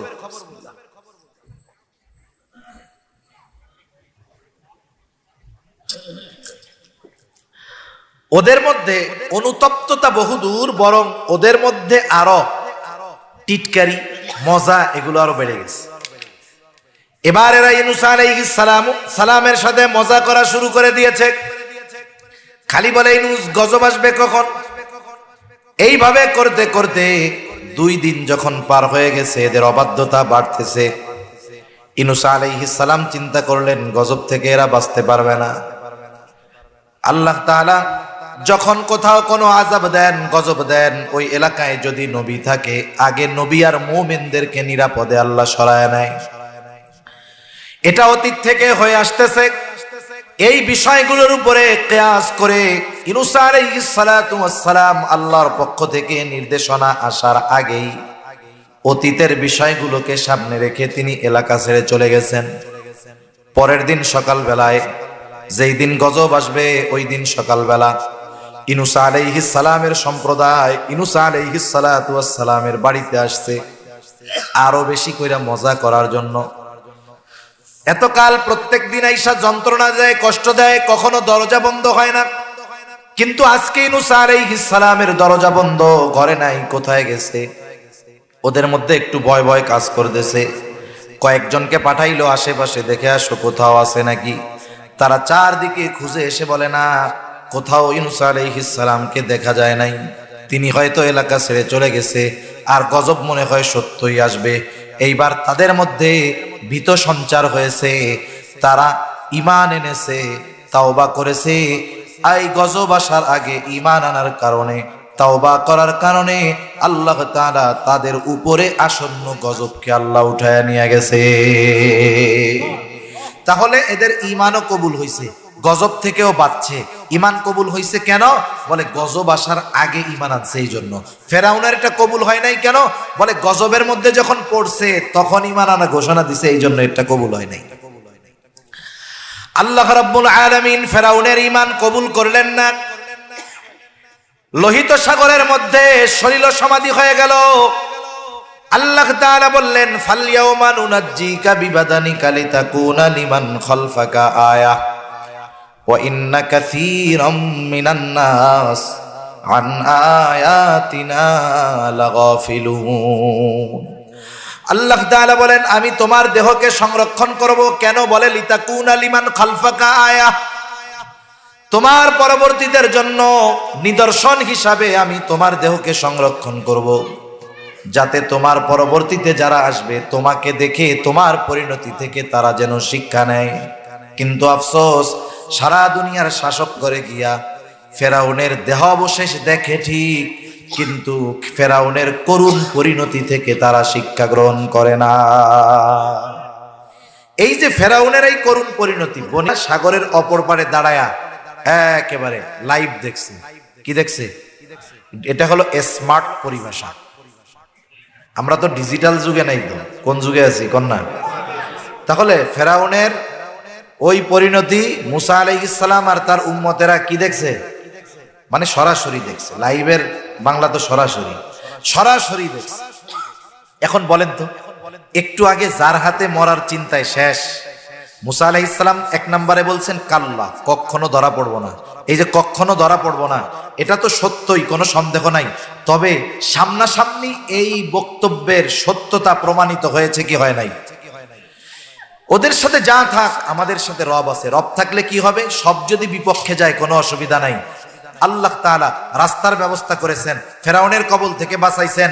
আবার পরবর্তীতে চিন্তা থাকতে পারে যদি বাইসা ঈশা পরে ধরে, এই জন্য ওদের চোখের সামনে ফেরাউনের সলিল সমাধি ঘটায়া দিয়েছেন। বলেন, এই দৃশ্য সচক্ষে দেখার পর ওই জাতির আল্লাহর প্রতি এবং তাদের নবীর প্রতি, রাসূলদের প্রতি সর্বোচ্চ আনুগত্যশীল হওয়ার দরকার ছিল কি ছিল না? ছিল। দেখেন, এত বড় এক নিয়ামত, এত বড় এক কুদরত সচক্ষে দেখছে। এটা তো পাঠ শেষ, এখন দাঁড়াইছে আকাশের দিকে তাকায় তাকায় বলে, মুসাফ আমরা মানে বলে ওইখানে তো কমপক্ষে ঘর দরজা ছিল, এখন বৃষ্টিতে কি করব, রোদে কি করব, কষ্ট ছিলাম। কত বড় নাফরমান এগুলা। এখন আল্লাহ তাআলা আকাশের মেঘমালাকে এর জন্য ছাদ বানায় দিছে। সুবহানাল্লাহ বলেন। এখন বলে যাই হোক তাই হোক, এত মানুষের খাবার তো আর ব্যবস্থা করা যাবে না, না খাইয়াই মরতে হবে আমাদের। আল্লাহ যদি ওনাকে মারতই চাইতো যে তোদেরকে দুনিয়া থেকে রাখবোই না, তাইলে ফেরাউনের হাতে যদি মারাইতো তাইলে তো ফজিলত বেশি হইতো। তাইলে শুধু শুধু সাগর পার করাইয়া এই পারে আনার কি দরকার ছিল? তাহলে বলেন, যেই আল্লাহ এত নেয়ামত দিলেন সেই আল্লাহ না খাওয়াইয়া মারবেন, এটা তো শয়তানেও বিশ্বাস করার কথা না, ঠিক কিনা? এদেশের কিছু মানুষের চাইতে শয়তানের ঈমান বেশি, জানেন? মানে কিছু বিষয়ের বিশ্বাস শয়তানের বেশি, মনে রাখেন। এটা কোরআন থেকে আমি শোনাইতে পারতাম, ওদিকে আমি যাব না তো। এখন আকাশের মেঘমালা হলো ছাদ, আসমানি খাবারের ব্যবস্থা হলো। প্রথম উদ্দেশ্য হাসিল, দ্বিতীয় উদ্দেশ্য কি? যে ওর কর্তৃত্ব এনাদের হাতে তুলে দিতে হবে। আল্লাহু আকবার।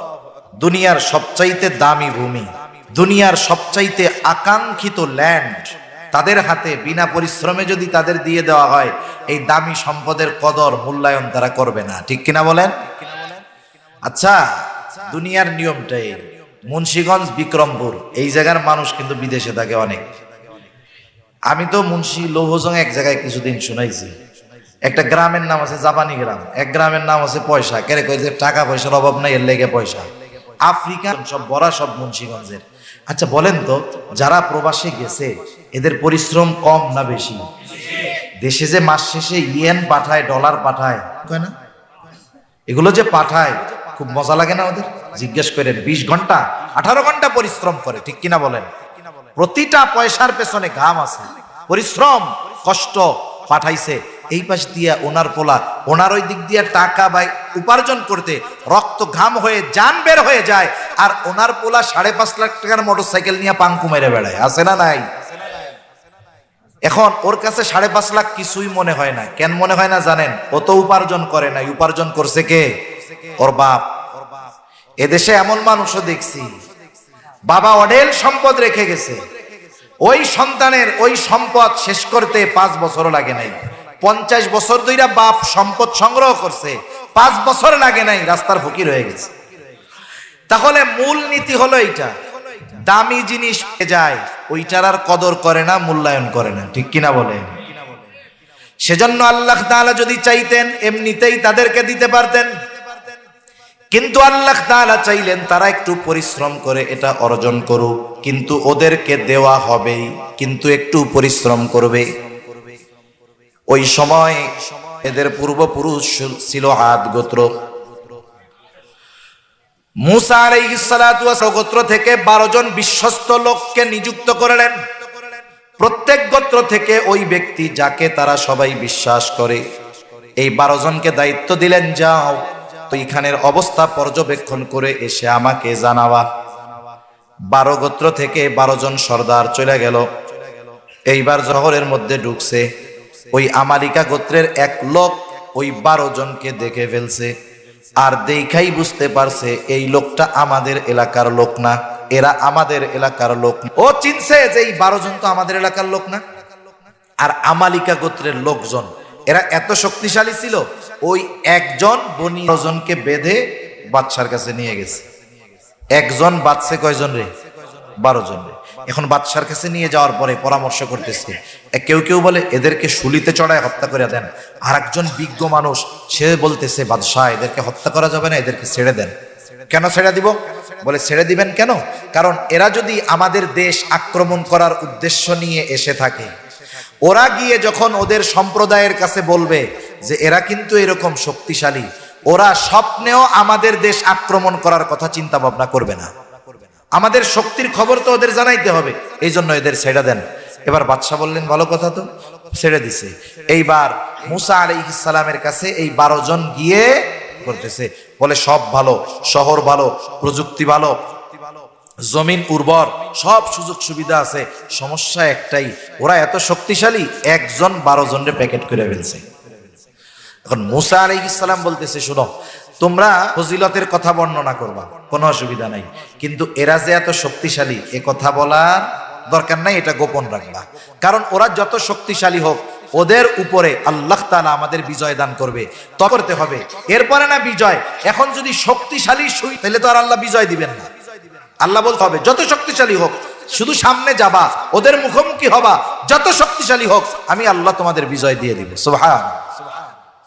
এখন মানুষের অভ্যাস কি? আল ইনসানু হারিসুন আলা মা মুনিয়া, যেটা মানা করা হয় ওইটা না করলে আর ভালো লাগে না। মনে করেন কেউ যদি আপনার একটা কথা বলার পরে বলে, ভাই তোমার কাছে কইলাম, তুমি আর কাউরে কিন্তু কইও না, দেখবেন যতক্ষণ আর একজনের কাছে না বলবে ওর পেটের মধ্যে পুট পুট পুট পুট করতে তালে থাকবে, ঠিক কি রাখুন? এখন এই 12 জনের মধ্যে 2 জন ছাড়া বাকি 10 জন তাদের প্রত্যেকের গোত্রের কাছে গিয়া ফজিলতের আগে কয়, ভাই আমাদের কাদের সাথে, ওরা এত শক্তিশালী, আমাদের একজনেরই 12 জন প্যাকেট করে দিছে, কাম শেষ। এখন এরা যে বসছে, এখন আর নড়ে, আমাদের ওই দেশে যাওয়া লাগবে না, ফজিলত দরকার নাই, আমরা এই জায়গায় ভালো আছি। মুসা আলাইহিস সালাতু ওয়াস সালাম এবার আমার মূল তিলাওয়াতকৃত আয়াতগুলোর কথাগুলো একটু খেয়াল দিয়ে শুনেন। মুসা আলাইহিস সালাতু ওয়াস সালাম এইবার যখন তাদের এই অবস্থা দেখলেন, তাদেরকে একটু ওয়াজ করতেছেন, নসিহত করতেছেন। চূড়ান্ত বাবার আগে আল্লাহ প্রদত্ত কিছু নিয়ামতের কথা আগে আল্লাহ উল্লেখ করেন, মুসা আলাইহিস সালাম উল্লেখ করতেছেন। এরপরে আল্লাহ মুসা আলাইহিস সালাম তার সম্প্রদায়ের লোকদেরকে বলতেছে, আল্লাহ তাআলা বলেন, ওয়াইদ ক্বালা মুসা লিকওমিহি ইয়া কওমি যকুরু নি'মাতাল্লাহি আলাইকুম إذ جعل فيكم أنبياء وجعلكم ملوكا وآتاكم ما لم يؤت أحدا من العالمين মুসা আলাইহিস সালাতু ওয়াস সালাম তার সম্প্রদায়ের কাছে গিয়ে বলতেছে, ইয়া কওমি যকুরু নি'মাতাল্লাহি আলাইকুম, হে আমার সম্প্রদায়, তোমরা আল্লাহ প্রদত্ত ওই সমস্ত নিয়ামতের কথা স্মরণ করো যেগুলো আল্লাহ তোমাদেরকে দিয়েছে। কি দিয়েছে? এক নাম্বার বলতেছে ওয়াজা, আল্লাহ তাআলা এক নাম্বার কি নিয়ামত দিয়েছে? বলে ইয জাআলা ফীকুম আম্বিয়া, তোমাদের মধ্য থেকে অনেক নবী আল্লাহ পাঠিয়েছে, অনেক নবী আসছে। কত নবী? আমার আপনার নবীজি বলেন যে কোনো নবী শূন্য হয় নাই। একজন মারা গেছে তো আরেকজনকে নবুয়ত দিয়ে শূন্য স্থান পূরণ করা হয়েছে। একেবারে ইয়াকুব আলাইহিস সালাম থেকে নিয়ে ঈসা আলাইহিস সালাম পর্যন্ত কোন নবী শূন্য। কত নবী আসছে এদের বংশে। দুনিয়াতে যদি এক বংশে 10টা বিসিএস ক্যাডার থাকে, মনে করেন আপনাদের গ্রামের নাম কি? হাসাড়া। মনে করেন আপনাদের বংশ আছে না, গোত্র বংশ কি আছে? খান, ব্যাপারী, খালাসি। মনে করেন খান বংশের মধ্যে 10টা বিসিএস ক্যাডার আছে। এই বংশের মানুষ তো পার মধ্যে মাটি দিয়ে আটবে না। আশেপাশে কেউ যদি জিজ্ঞাসা করে, ভাই আপনাকে গ্রাম কোনটা, ও আগে বলবে কি, চিনেন নাই? আমি বললাম ওই বংশের বলা, যেই বংশে এক ধারে এক গ্রামে এক বংশে 10টা বিসিএস ক্যাডার আছে। আমি বললাম সেই খান বংশের বলা, আমাদের বংশে বিসিএস ক্যাডার আছে 10টা, গ্রামের নাম আষাঢ়া। তার মানে দেখেন মানুষ কোনটা আগে বলতে স্বাচ্ছন্দ্য বোধ করে? যেই বিষয়টা বলে সে আনন্দ পায়, ঠিক কিনা বলেন? যেই বিষয়টা বলে সে আনন্দ পায়, কারণ সে গর্বিত, সে আনন্দিত যে তার বংশে 10টা বিসিএস ক্যাডার আছে, এটা তার জন্য গর্বের, সে নেয়ামত মনে করে। এখন বলেন তো, যেই বংশে ধারাবাহিকতার ক্রমান্বয়ে নবীদের আগমন ঘটেছে, এটা আল্লাহ তাআলার পক্ষ থেকে বড় নেয়ামত নয় কি? বড় নেয়ামত না? পরলৌকিক এক বড় নেয়ামত। বেশি সময় আর লাগবে না, অল্প সময় শেষ হয়ে যাবে। পরলৌকিক এক বড় নেয়ামত। এরপরে মুসা আলাইহিস সালাম বলেন ওয়াজআলাকুম মুলুকা, তোমাদেরকে যে শুধু পরলৌকিক নিয়ামত আল্লাহ তাআলা দিয়েছেন তা নয়, আল্লাহ তাআলা তোমাদের দুনিয়ার বাদশাহী দান করেছে। ওয়াজআলাকুম মুলুকা, সাথে সাথে ওয়াআতাকুম মা লাম ইউতি আহাদাম মিনাল আলামিন। আল্লাহ রাব্বুল আলামিন জানায় দেন, মুসা আলাইহিস সালাম বলতেছে, আল্লাহ তাআলা তোমাদেরকে এমন কিছু নিয়ামত দিয়েছে যা বিশ্ববাসী কাউকে আল্লাহ তাআলা দেয় নাই।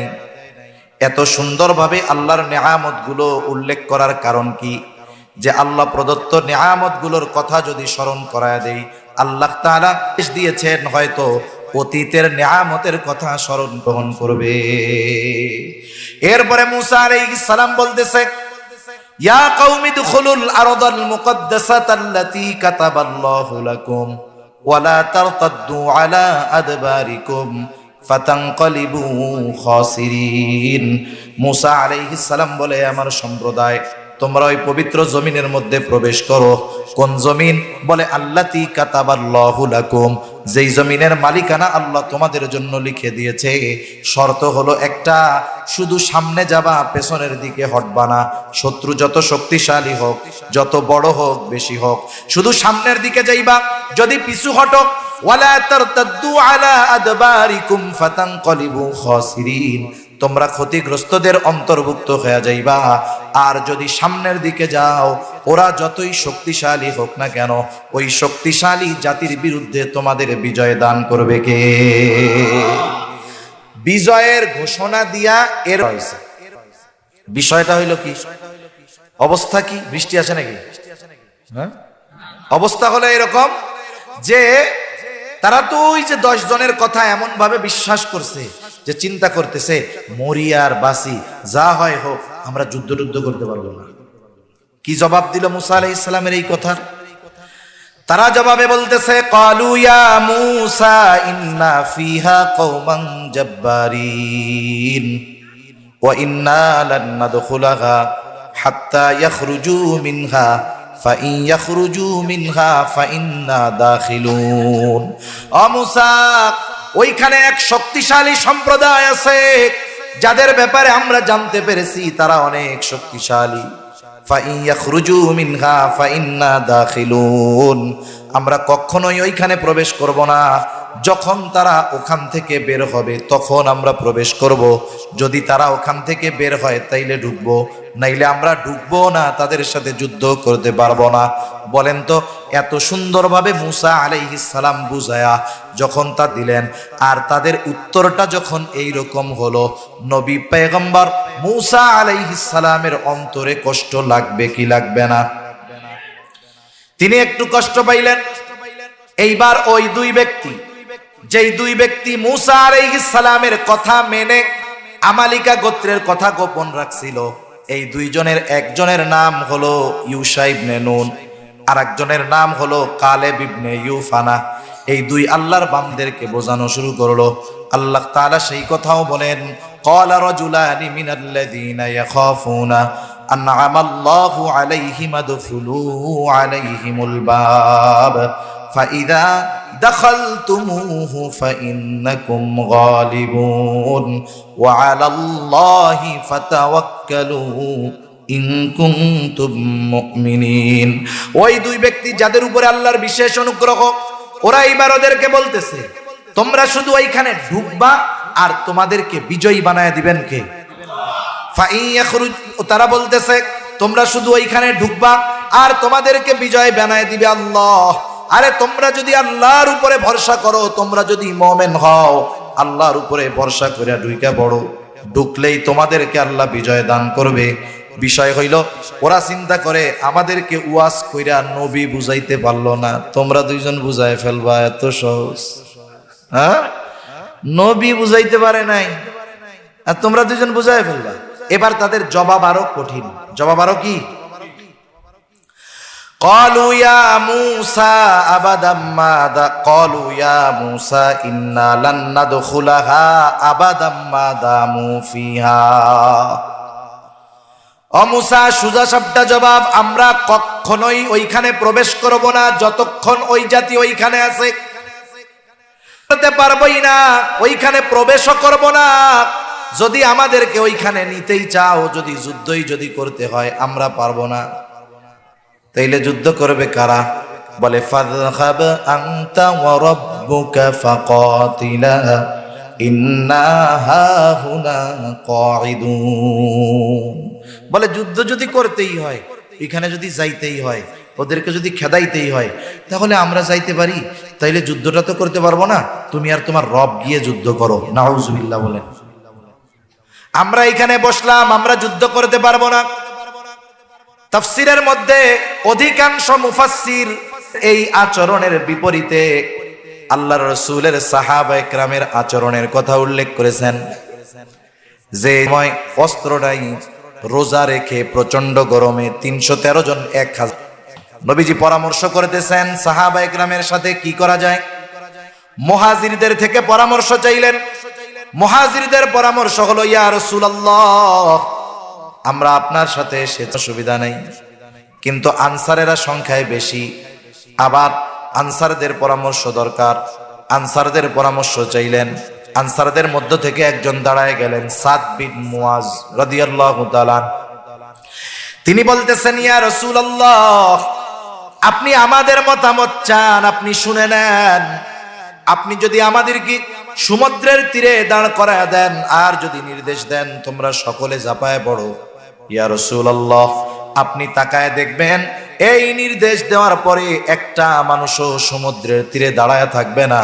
আপনি নির্দেশ দেওয়ার সাথে সাথে সবাই সমুদ্রের বুকে ঝাঁপায়া পড়বে।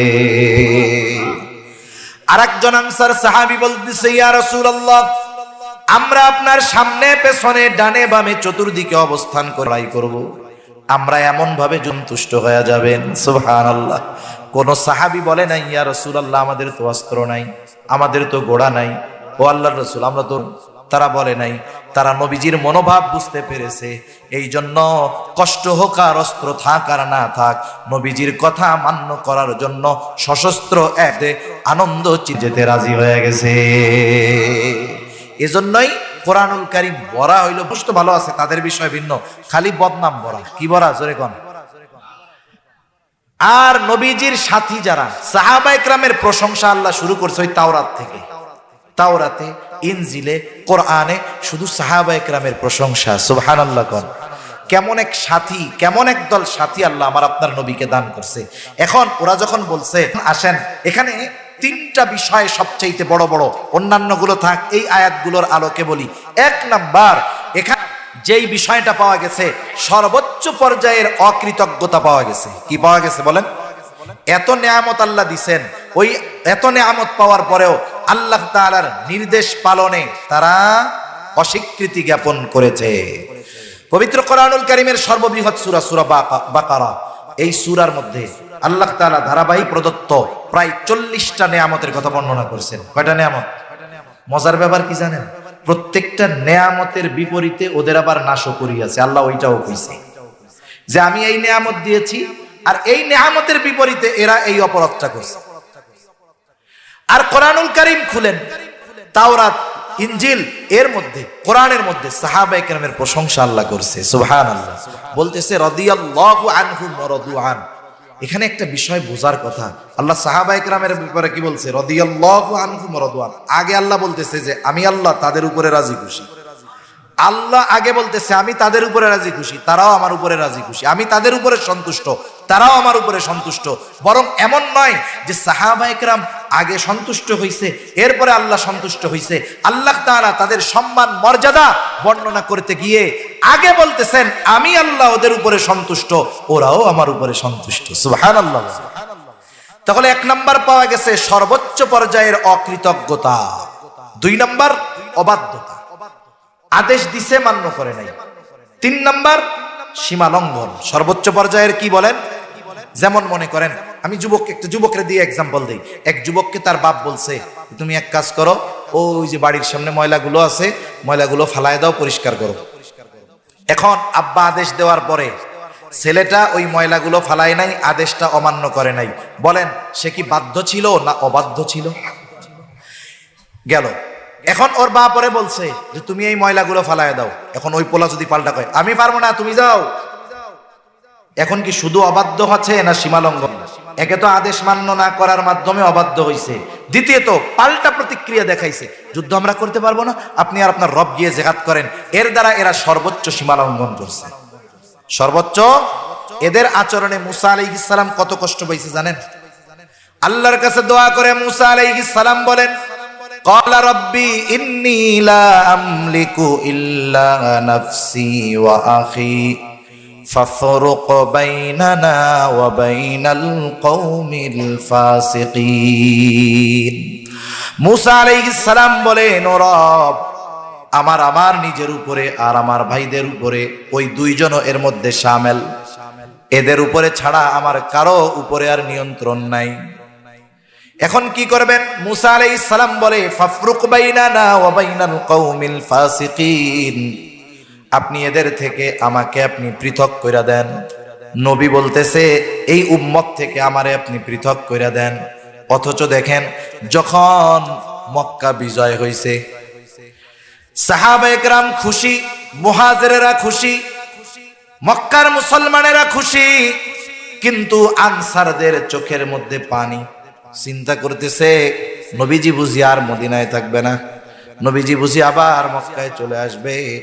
নবীজি যখন আনসারদের এই মনোভাব বুঝতে পেরেছেন, তিনি আনসারদেরকে নিশ্চিত করেছেন চিন্তা করো না, মক্কা বিজয় হয়েছে আনন্দের বিষয়, তবে দ্বীনের জন্য তোমাদের যেই ত্যাগ, তোমাদের যেই চিন্তাধারা, তোমাদের যেই অবদান, আমার হায়াত যতদিন আছে আমি বাকি হায়াত তোমাদের মাঝেই কাটায়া দিব। আর এই পাশ দিয়া মুসা আলাইহিস সালাম এদের আচরণে কি বলে? আল্লাহ আপনি এই পাপীদের থেকে, এই ফাসিকদের থেকে আমাকে আলাদা করে দেন, এদের কথাবার্তা কাজকর্ম আর পছন্দ হয় না। আল্লাহ তাআলা মুসা আলাইহিস সালামকে সান্ত্বনা দেন, বলেন ফালা তাসা আলাল কওমিল ফাসিকিন, আপনি এই ফাসিকদের আচরণে কষ্ট পায়েন না। আল্লাহ তাআলা সান্ত্বনা দিচ্ছে এদের আচরণে আপনি কষ্ট পায়েন না। এদেরকে নগদ শাস্তি দেওয়া হলো কি? বলে ক্বালা ফাইন্নাহা মুহাররামাতুন আলাইহিম 40 সানা ইয়াতিহুনা ফিল আরদ আল্লাহ তাআলা বলেন এই জমিন এদের জন্য 40 বছর নিষিদ্ধ করে দেওয়া হলো, 40 বছর নিষিদ্ধ করে দেওয়া হলো। তখন তারা 30 প্রান্তরের মধ্যে ছিল।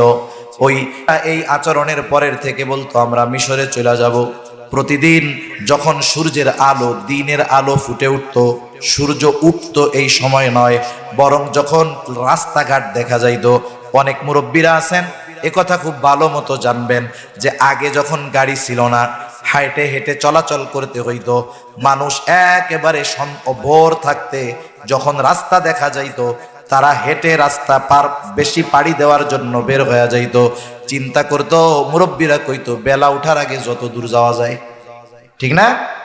মানে সূর্য তার আলো প্রখর ভাবে দেওয়ার আগেই গন্তব্যে পৌঁছানোর জন্য আগের মানুষ দিনের আলো তথা যখনই সুবহে সাদিকের একটু পর থেকেই যখন রাস্তা দেখা যাইত তখন সফরের উদ্দেশ্যে বের হয়ে যাইত।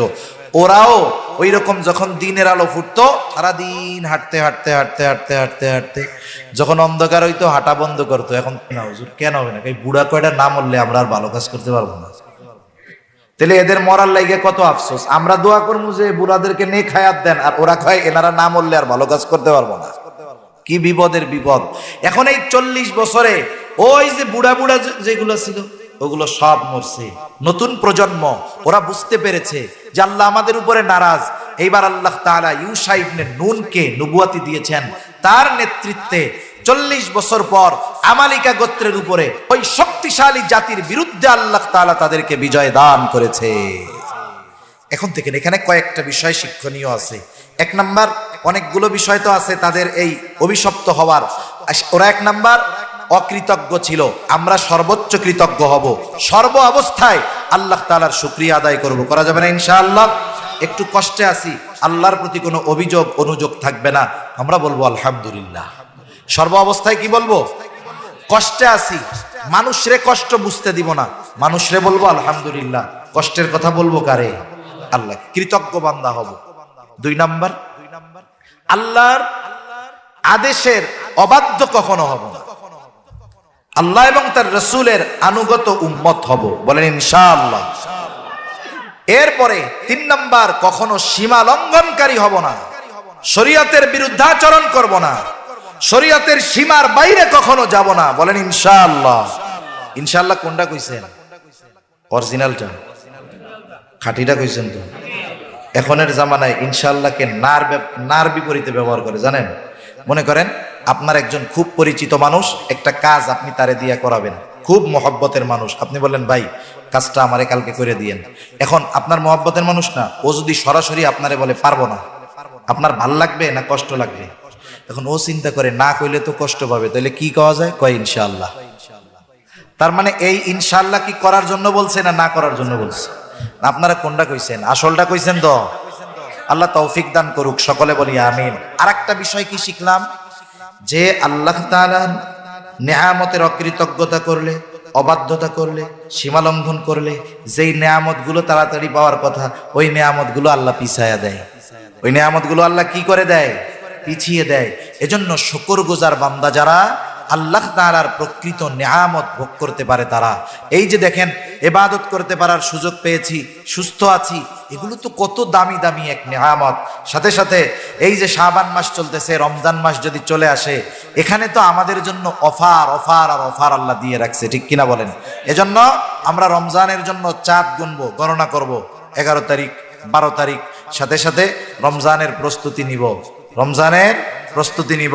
নবীজি রজব মাস আসলে দোয়া শুরু করতেন, আল্লাহুম্মা বারিক লানা ফি রজব ওয়া শাবান ওয়া বাল্লিগনা রমাদান। আমরা আল্লাহর কাছে দোয়া করব, আল্লাহ শাবানের বরকত দেন, আমাদেরকে রমজান পর্যন্ত পৌঁছায়া দেন। সকলে বলি আমিন, আরো জোরে বলি আমিন। আল্লাহ সুবহানাহু ওয়া তাআলা যেই সমস্ত কারণে অভিশপ্ত, ওই বিষয়গুলো থেকে আল্লাহ আমাদের বেঁচে থাকার তৌফিক দান করেন। ওয়া আখিরু দাওয়ানা আনিল হামদুলিল্লাহি রাব্বিল আলামিন। আসসালামু আলাইকুম ওয়া রাহমাতুল্লাহি ওয়া বারাকাতুহু।